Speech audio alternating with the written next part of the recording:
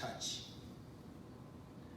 They opened their heart for me, and that is why day before yesterday I went to Journey. I spent my time with them there.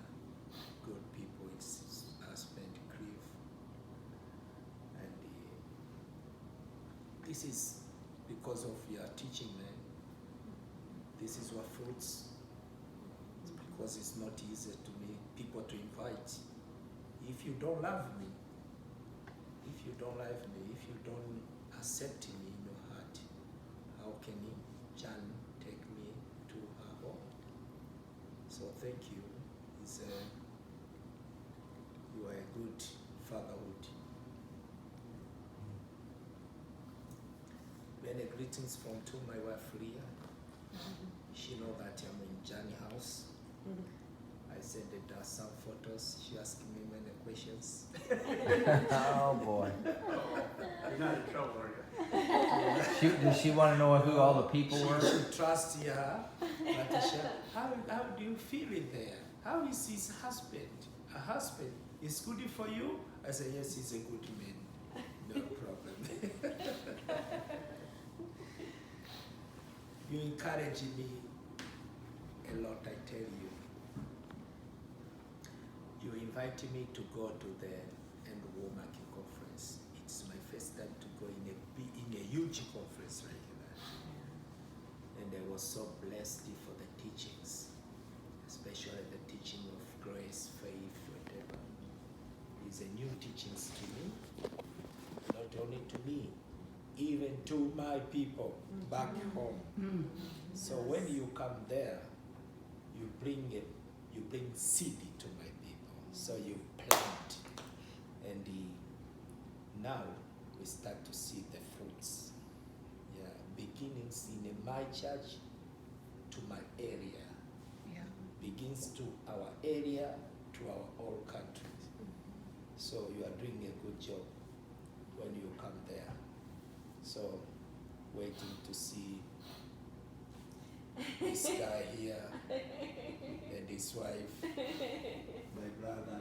I used to invite you every time when I come here. That's true. I say, brother, you can come there. Thank you. One of these years I will come again. Thank you. I'll see you. So you've been there at least once? You're welcome. I've been to Zambia once, and then to Kenya 2 or 3 times. So in these 32 years in my ministry, I see the power of God in my life. As you know, I started this work when I was too young, at the age of 19, but I started to preach the gospel in Tanzania and in Kenya and in Uganda, Burundi, Congo, former Zaire. When I was at the age of 17, I started to cross the border. Wow. And preach the gospel to my neighbor's country. The Lord has done so many things during that time. You know, even our clinic now is because of, even our clinic now, the one who is resource of our clinic is a guy from Congo. When I went to preach there in 1987, he was there, but he's older than me 1 year. Now he's in Poland, married to Polish woman. He's a doctor, he's a surgeon. So he came to visit me in 1993 with his wife. So when he came there, I took him to our land. For the time being, the land was empty. Then I told him, I want to build the hospital here. And he asked me, can you manage? Because hospital is a big project, and you are nothing, you are poor. How can you manage to build the hospital here? I say, yes, I know nothing. I can't do anything, but God knows. When, I don't know. But one day, God will rebuild the hospital here. So he went back to Poland. He met his friend. His name is Jens Marcus. He's also an orthopedic doctor in Germany. So they started to communicate about Singida. So 2 years later, Jens Marcus, the surgeon, orthopedic surgeon from Germany, he came to visit me. When he came to visit me there, when he entered in my church for the first time, he told me, I want to help you to build a church. I said it to him, no. This is not a time for me to build the house of the Lord, because the plan which I wanted to build is so huge. So we'll not finish area. But if God talked to you, we can share with you your vision and my vision to build the hospital. So he went back to Germany and he started to collect some equipment for the hospital. So he found the empty container and he started to. He started shipping medical equipment to you? Yes. For example, the beds which you saw there, the autoclave, the binocular, telescope, many things. So, with the car inside, the Jeep. So they brought. You said there was a Jeep inside the container? Yeah, Jeep inside the container. Wow, that must have been a big container. Yeah, 40 feet. Wow. Wow. 40 feet. Had a Jeep and the beds and the equipment for the hospital. So the equipment came there, but the buildings was not there. So every equipment remained in the container for 4 years. Wow. Yeah. Did you get the Jeep out? I used to drive the Jeep there, but everything is remaining in the container for a few years to wait till I get a house to start the clinic. So for 1 year, after 4 years, I rent a house. So we started our clinic in this house only for 1 year. Then after a year, we built our own clinic with the 11 rooms inside. But this 11th room inside is not enough. I came to realize also it's not enough. So we started to build another small houses like reception, like this dental. But thank God for these men from Germany also. Yes. Sometimes they send a funding to me for construction, not for other things, but only for constructions. So when you come there, you saw a foundation. This is a ground floor for a new construction in our clinic there. It will be a big house with 2-story. Yeah, so we shared it together. Sometimes they bring funding to help me. Yeah. So if you get time, please, you are a nurse. Yes. You're a nurse. You can come. Yes. We can share idea together there. We try to do the best we can in our society. Nurse. Yeah. She's a nurse. Yeah. Yes, I'm a nurse. Melody's a nurse. Yeah. Oh my goodness. Who more? You don't know. You're a nurse? In Singida, I'm a teacher. Yes, Well- come and teach. in Singida, Muslim are so many more than Christian. more than we Christian. Mhm. I was gonna ask, Yeah, so Muslim because- is the other religion there? Because Arabian came in Singida first more than the European, because also the European went to Singida with Lutheran Church, Anglican Church, but the Arabian went there first. That is why there's so many Muslim in Singida. But if find enough, our clinic is only good clinic in our area. So we get many Muslim there, priests, nuns from Catholic Church. Many people are coming there to get treatment. So the church now is famous because of the hospital. Wow. I'm famous. I'm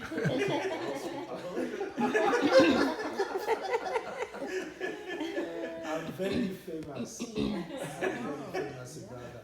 Not only in Singida, but all over the country. I'm very famous. I have a doctor friend in Dar. Mhm. I need to find out if he knows of your clinic. Yeah, Yes. thank you so much. Thank you so much. Thank you so much. So, you are a bridge. You are a bridge between the American and the Tanzania. So, I want to invite you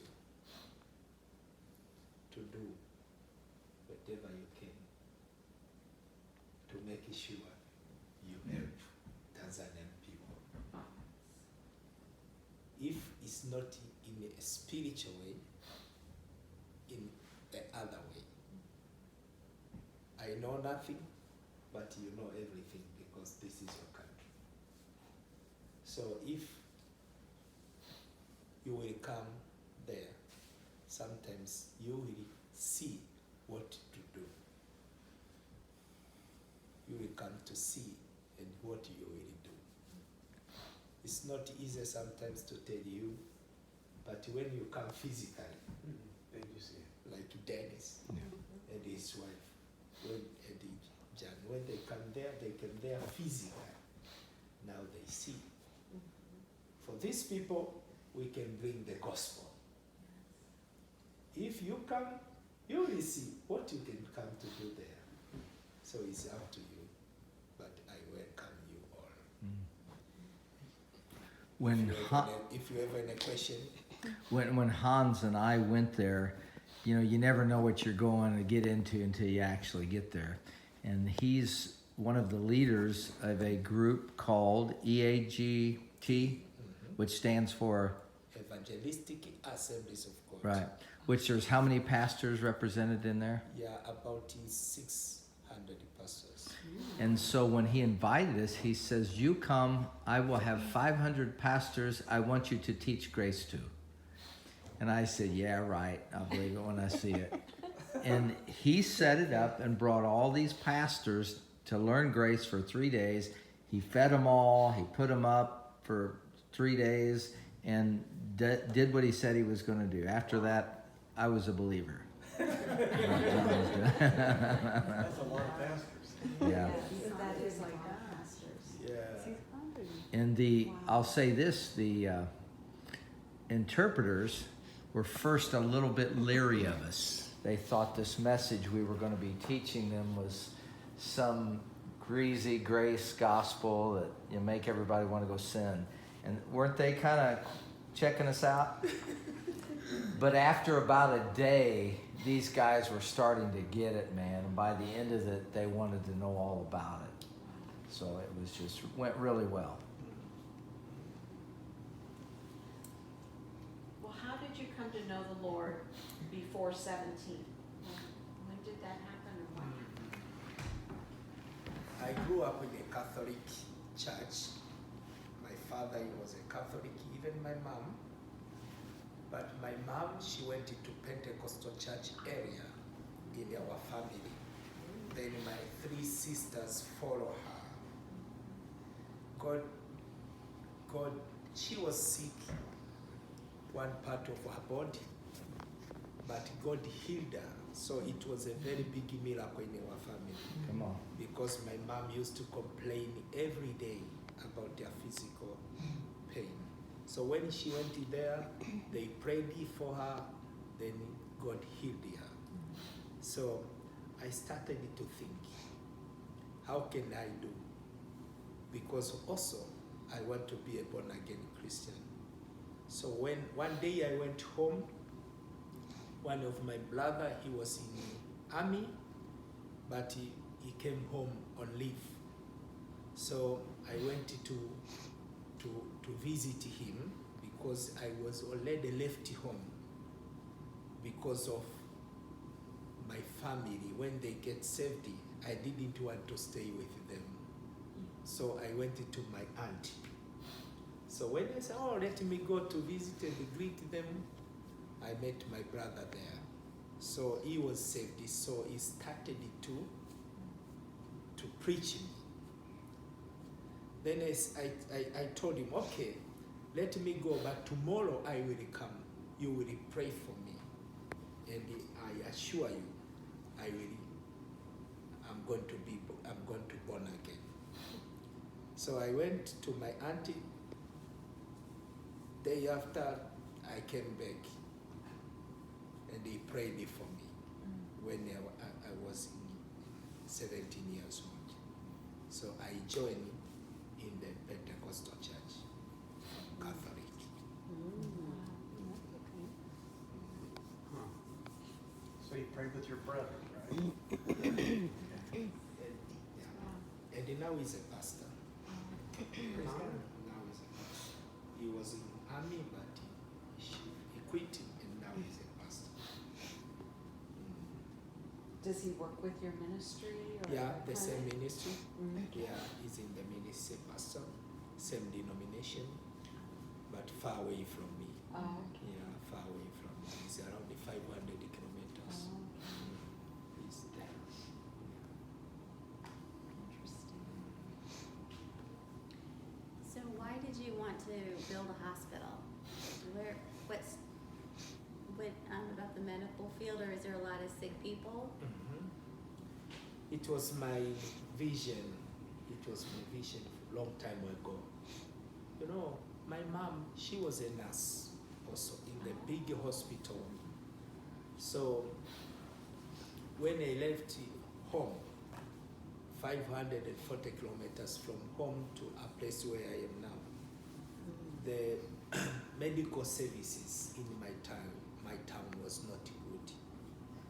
Was not good. People complained a lot about services in the hospital. So my vision comes so big about to build the hospital. That is why. Yeah. John, do you ever get to pray for the people that come in your hospital? Yeah. Thank you. Thank you. And we treat many people from outside the town, also outside of the town. Primitive people from far remote area, and there is no any kind of any services there, so they should come to town. So, and when they come to town, they come to our clinic. And how many people do you see a day? More than 140 per day. 140 people. 140. How many doctors do you have working with you? Sorry? 100. How many doctors or nurses do I you have 2 medical doctors and 3 clinicians. We call them clinician. Uh-huh. Yeah, diploma holder. We call them clinician. Uh-huh. And the bachelor degree in medicine, we call them doctor. Okay. Yes, we have 3 clinicians and 2 doctors. Nurses? So, We have 7 nurses. 7 nurses. Yeah, 7 nurses and 3 assistant nurses. Yeah, we And have 5 laboratory staff? Yeah, we have 3 laboratory technician and 2 laboratory attendant. So the year 5. Yeah. Then we have a security company. So they come there, they bring their 3 security guard every night. And we have our own security who is inside the clinic, not outside. We have gardener. We have technician of our equipment. And John, didn't you say that the clinic's open 24 hours? Yeah, sorry? Didn't you say that today the clinic was open 24 Yeah, hours? 24 hours, 24/7. Wow. Yeah, day and night. Wow. Then we have one dental orthopedic, we call physiotherapist, dental therapist. Yeah, Orthopedic? he's not a dentist, but he's under the dental doctor. Dentist, we call them dental therapist. Dental therapist. okay. Yeah. Technician. Yeah, we Yes. have one, and we have And 2 nurses. just to say this, the first time it was open, they were trying to get the government approval on it. They didn't have a lot to do, so I went in there and let them clean my teeth.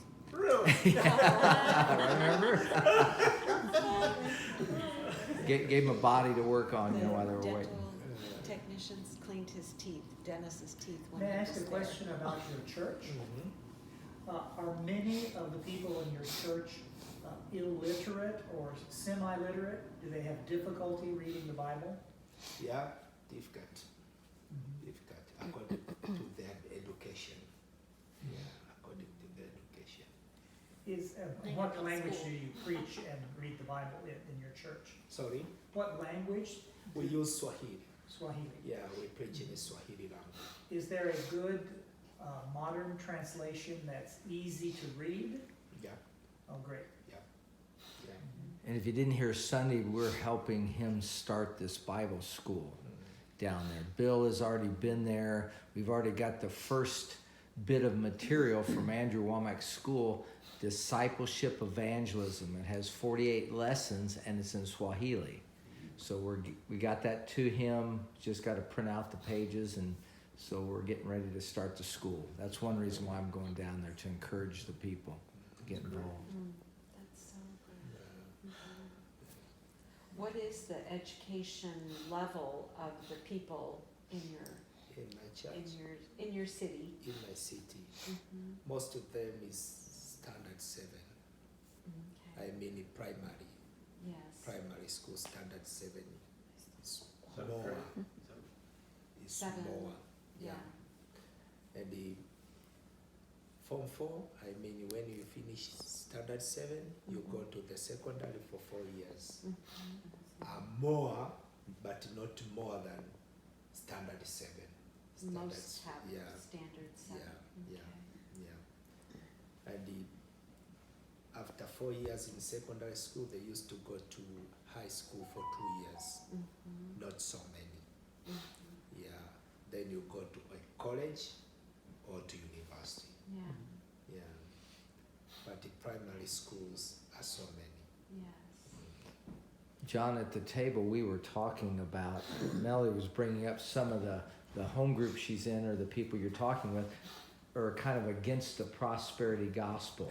And they were bringing up Africa, as you were saying, like, they're not prospering. How would you say why you're prospering now in Africa? Yeah. First of all is God, faith, because it's not easy in Africa. Many people are poor. So, project is the one. Project is the one. Sometimes if I go to preach, if I want my ticket to come abroad, I get this ticket through the project. Project? Through the clinic project. Yeah. So they can pay for my ticket To come here? to come here. Yeah, to come here. But also my people loved me so much. Oh, they pledge a lot in my ministry.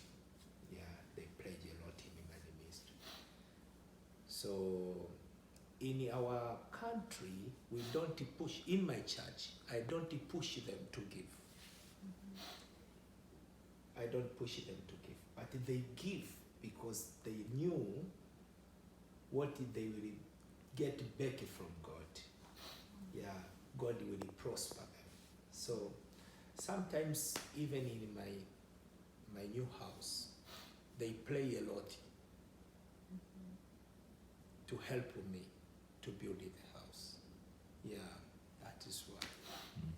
Yeah. Were you gonna ask something, Mel? I kind of got off what I was going to ask, but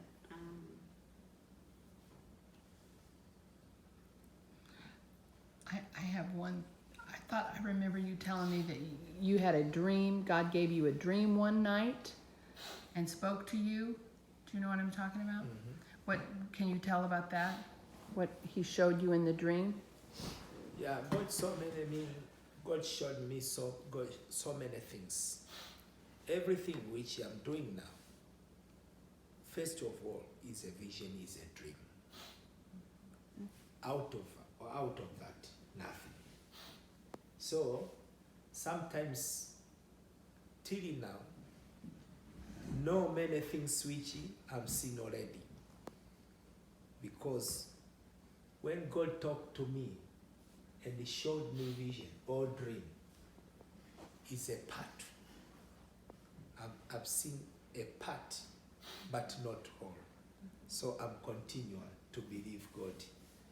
Yeah, till he showed me everything. And you're building a church in the middle of your town. And what was the vision for that, and how many people will be in that? We expected to 1,300 people to sit in one service. Wow. Yeah, and we have 3 classrooms, big, because a place where we are now, our children, they used to sit under the tree. The teacher, Sunday school teacher, they teach them when they are under the tree. Outside. So we don't have classroom there. We only have a church building, and after Sunday teachings for the children, they come and join us in a service. But in this building, we will separate our children's, because in the last floor there is my office and also the classrooms for the children according to their age. We will separate them 3 years to 5 years, 6 years to 10 years, maybe, and 10 years to 12 years. So that is why I decided to build a big construction, a big building. This is like a Because 5-story concrete building. Our area is small. That is where we go.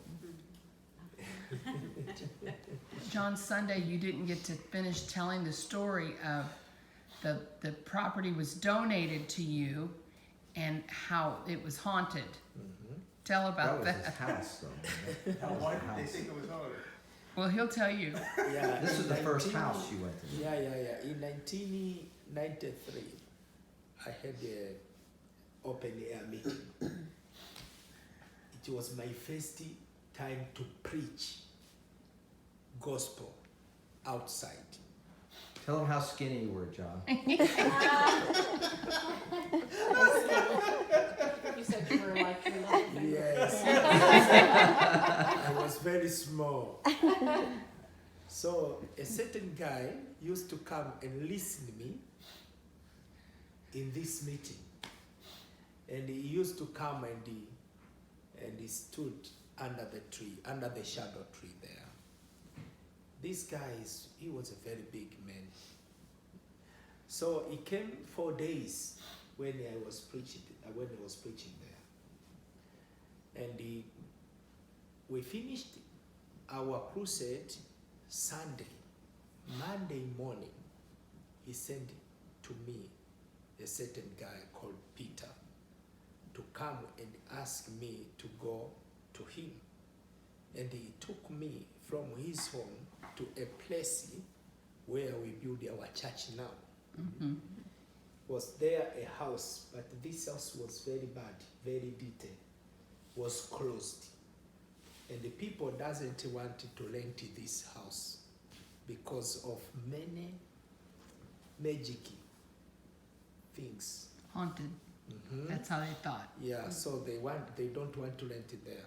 And I heard that if you can buy also this house, either you can be mad or you can die. So Wow. this guy, he gave me this house.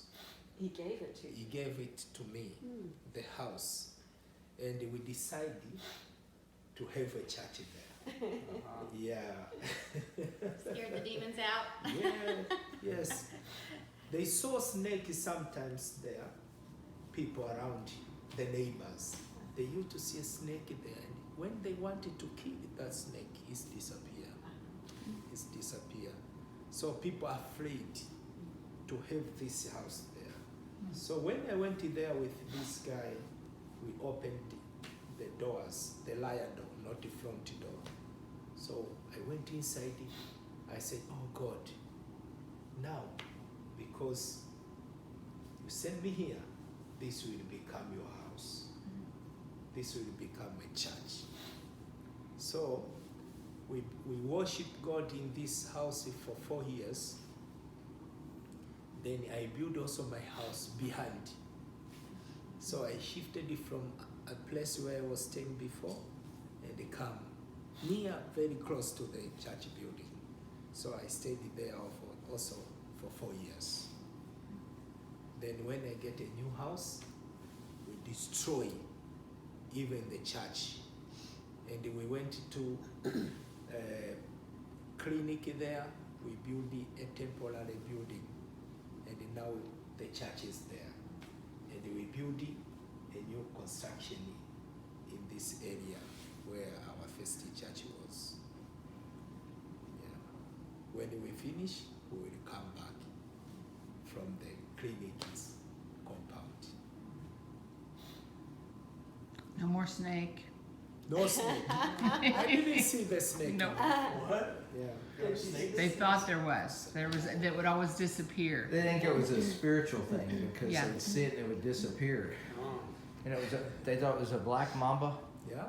Yeah. It's a big snake. Oh boy. And you destroyed the house eventually, Yeah. but not because it was haunted.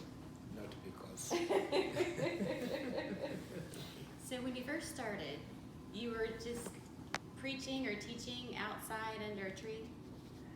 Were you Yes. saying that? Up to now, I'm still preaching out. Out. Outside. No, now we are in the church building, temporary one. But the children sometimes they go out. The children do The children under do. the tree. Well, when you first started preaching to people, what was your first day like? You just go out on the street? Under the tree? Yeah. Under the tree, With a microphone? in the street, Somebody without listen to a me. microphone. Yeah, Really? without microphone. You were a big deal if you had a microphone. Without microphone. Brian wants to do this. I started He wants to buy a without- microphone and go outside and it's like, I don't know if I can do this or not. I'm trying, but Maybe you just need the right country. I was thinking that. We need to go somewhere. When you go to Africa, if you've got a microphone and they're very bad over there, it sounds like it. People will come just to hear what you're doing, right? Oh, yeah. But I went without anything. Yeah. Sometimes you can go to the market or to the street corners and you can preach with your mouth and people come. Yeah, and people come. John, I'm gonna find you on the map. What's the name of your town? Singida. How do you spell that? Singida. Singida. Okay, Yeah. thanks. S-N-I? S-I-N. Sing. Oh, hold on, Sing. start again. Gida. S-I-N-G-A. No, G-I-D-A. Looks like it found it as a whole province. It's right in the center. Sing, okay. Singida. Yes. I-D-A.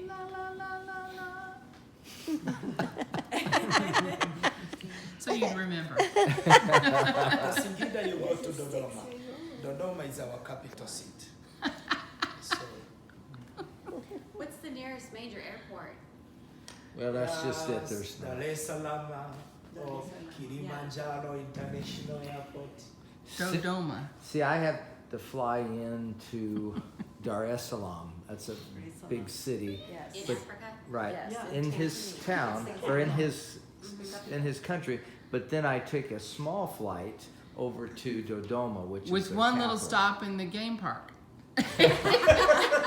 Well, Jan, Glenda, and Denise went this last time, and we landed on this field. We're bouncing right. The airplane landed on a field? And I Yes, said, "This yes, is a not dirt- the airport we're supposed to land in."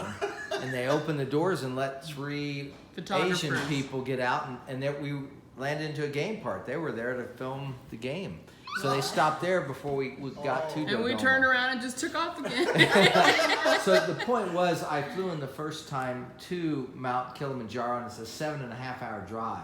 And I said, is there a way to not have to drive so far? And that's how we did this. But it's a smaller plane to get there, like 12 people maybe. No restrooms, you know. that Very kind of thing. scenic. Yes, Yeah. because it flies low too, to the, nearer to the ground where you can see them. Yeah, it didn't go as high as a big And plane, all but you still those get 12 pretty people? high. Yeah, in the little So one. it's the red. It was okay though. It was really That's okay. weird.